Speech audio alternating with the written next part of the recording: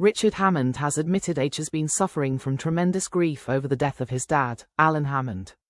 The sad news comes not long after the Grand Tour and Top Gear presenter confirmed his marriage split from wife Mindy Hammond after an amazing 28 years together, at the beginning of January.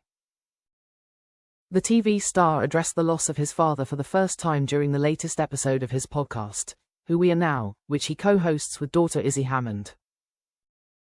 While speaking to the guest, famous clinical psychiatrist Dr. T. Richard shared, "I have to say quite early on that since we spoke to Professor Green, because that's this week's episode, but we recorded it a little while back. Since then, we've lost my father, Izzy's grandfather, he died. And so we are, probably, both of us, are undergoing change right now. Is that changing us?" he asked Dr. T, who sympathetically replied, "Firstly, I'm sorry for your loss and thank you for sharing, and it's so helpful, I guess, to hear because it's so relatable. Loss is something that we have experienced, are experiencing right now, or are going to experience in the near future. It's a very common part of life," to which Richard agreed. Dr. T continued, "And it's painful because when we have someone, or something, in our life that we love, cherish, that's important to us, that we're used to, it forms part of the neurocircuitry in our brain, but also our sense of self."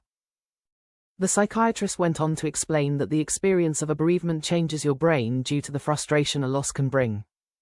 He revealed, "When you go through a bereavement, your brain goes through a highly motivated state, because you would think that you would crash, but what happens is that when something that means a lot to us is removed, we want it back.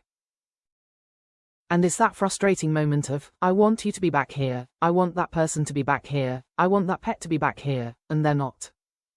Dr. T then shared information that Richard himself could relate to after going through grief. He explained to the father-daughter duo, "So, this level of frustration is painful to the extent that sometimes when our phone rings, we think it's them, and when you're thinking about them, you think, where are they right now?" Opening up on his own ordeal further, Richard mused in response, "That's interesting, because it's your brain doing stuff that you only experience through emotions and sensations that it triggers.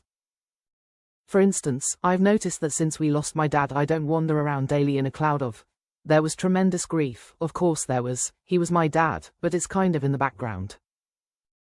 And when it hits me is when I'm pottering about doing something often inconsequential, or thinking about something big, my brain has already formed the thought, oh, I must tell Dad, and I only sort of get